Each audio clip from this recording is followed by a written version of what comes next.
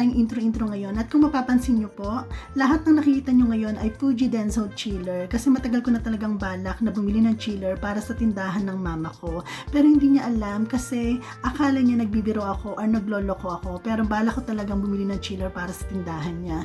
So ayun, wala na talaga akong balak i-upload yung video na to. Pero ang dami-dami kasi nagtatanong kung saan ko daw ba nabili yung chiller at kung magkano daw ba. Pero bago ko sagutin yan guys, huwag niyong kalimutan na bisitahin yung Facebook page ko, Like of Yan Vlogs, at i-click niyo lang po yung like, follow at saka share. At ayun na po mga katambling, dahil nga sa kakahanap ko, kakacheck ko ng mga chiller, napadpad ako dito sa page na to, sa Barangay Pampang Marketplace, Angeles City. Kasi ang dami-daming tinitinda dito, sari-sari. At dito ko nga nakita yung chiller na nabili ko ngayon. So ang ending, hindi ko na binalikan yung mga chiller doon sa SM City Clark kasi nga meron ako nakita dito na mura. Second hand lang po yung nabili ko na chiller. At dito ko rin po nakilala yung mabait natin at legit nating seller na si Ma'am Jacqueline Manyalak Togon. Shoutout po sa iyo Ma'am Jackie at sa asawa niyang si Kuya Jeriel. So ang original price po ng chiller ay 12,000 pesos. Pero dahil po mabait si Ma'am Jackie at si Kuya Jeriel, nabigay na lang po nila sa akin yung chiller ng 11,000 pesos. So may discount akong 1,000 pesos, diba? Ang galing naman. Salamat po sa inyo Ma'am Jackie and Kuya Jeriel. Pasensya na po mga katambling kung hindi na namin maipapakita kasi wala pong video kung paano namin nauwi or pinick up yung chiller na to. So sa ngayon po, ito na po yung itsura ng chiller kasi may laman na. Ilang days na rin namin itong ginagamit. So ayan po yung laman niya. Meron po dyan na soft drinks, may bottled water, may juices, at syempre meron dyang Red Horse. Alam nyo na pag-usapang alak, okay? But anyway mga katambling, sobrang saya ko po, lalong-lalo na si Mudra kasi ang laki-laki talaga ng chiller na to. Grabe, kung hindi pa ako nagkakamali, nasa 11.2 cubic feet po ito. Ganun siya kalaki at walang issue. Legit talaga. Gumagana ng maayos at hindi sakit sa ulo. As in talagang parang brand new lang din. Nagkaiba lang talaga sa presyo. Ayan si Mother. Masaya po siya pero sa totoo lang naiinis siya sa akin dyan kasi hindi siya sanay. Love you, Ma.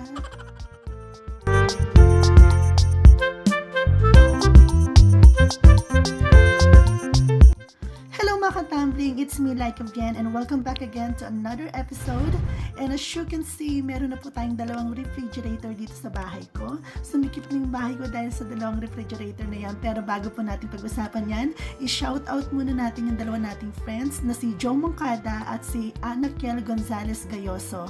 Ayan na-shoutout ko na kayo. At isa pa po, gusto ko lang pong batiin yung inaanak ko na si Juan Pablo Marcelo kasi po magbe-birthday na siya this February 26. So happy birthday sa iyo, Nak. See you soon. At akalain mong naisingit ko pa yon.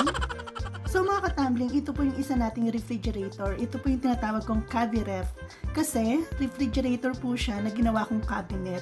So instead na itapon ko to, pinakinabangan ko. Kasi po ito hindi na to gumagana. Sira na po talaga to. So ginawa ko siyang storage. Ngayon, nilalagyan ko siya ng mga stock ng pagkain ko. Kaya kung kayo, meron kayong refrigerator sa bahay na hindi na ginagamit or sira na wag nyo pong itatapon yan. Kasi pwede nyo pong pakinabangan yan. Pwede nyo gawing storage, lalagyan na ng mga food or kaya lang kung ano-ano, diba? Minsan nga gusto kong ilagay dito si Rafa kasi masyadong malikot, masyadong makulit, naninira ng gamit. Charot. So ito naman mga katambling, ipapakita ko sa inyo yung bagong refrigerator na nadagdag dito sa bahay ko. Kaya nga medyo sumikip na naman tong bahay ko Pero okay lang yun kasi gustong-gusto naman ng mga lalaki na masikip. Ayaw nila ng maluwang. Charot. Ano nasabi ko? Grabe ka, Laika.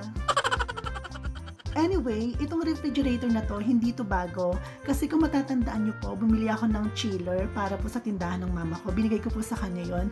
Tapos itong ref na to, ayaw niya pong gamitin. Kasi sabi niya, tataas daw yung kuryente. Pero parang wala naman magbabago kasi ako pa rin yung nagbabayad ng kuryente, di ba?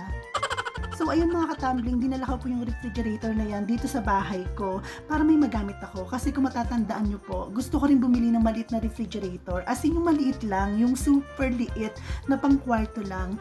Ang main reason kung bakit gusto kong bumili, para lang po meron tayong stock ng pagkain ni Rafa. Kasi alam niyo naman si Rafa, diba? Sobrang arte nito sa pagkain. Nakala mo naman rich cat. So ayan yung gagamitin natin at hindi na tayo kailangan bumili pa ng maliit na refrigerator. So ayun lamang po, medyo tinatamad na ako, alas stress na. So, babay na po sa inyong lahat.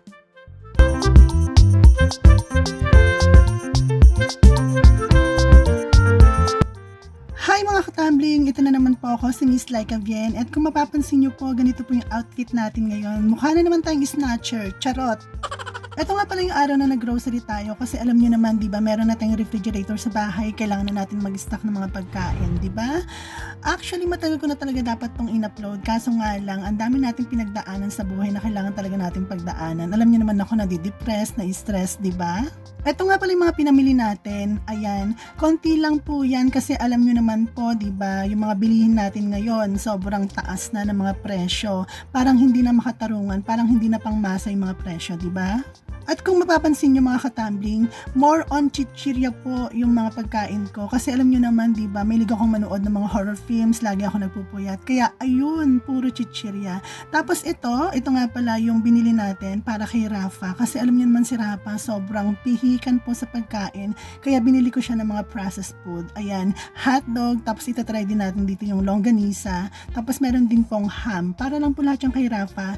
At ilalagay po natin yan dito sa ating container. Kasi alam niyo naman, di ba, kapag meron kang container, dapat organize yung mga pagkain na ilalagay mo sa ref para hindi ka nagkakalat ng mga plastic dun sa loob ng ref mo, di ba? Kasi alam naman natin mga katambling, di ba, kapag naka-organize yung mga food na ini-stock mo sa refrigerator, mabilis lang po siyang hanapin, hindi mo na siya kailangan kalkalin, di ba? Kasi kapag hinahanap mo, kinakalkal mo, lalong magugulo, di ba? Tapos ito, bumili rin ako ng stock para sa akin kasi alam niyo naman ako, lagi akong umiinom, di ba? Ginawa ko ng maintenance yung alak. Kailangan ko talaga to para sa ating health, para sa ating wellness, di ba? Tapos ito na nga yung refrigerator natin. Grabe. Sobrang laki pala nito para sa aming dalawa ni Rafa.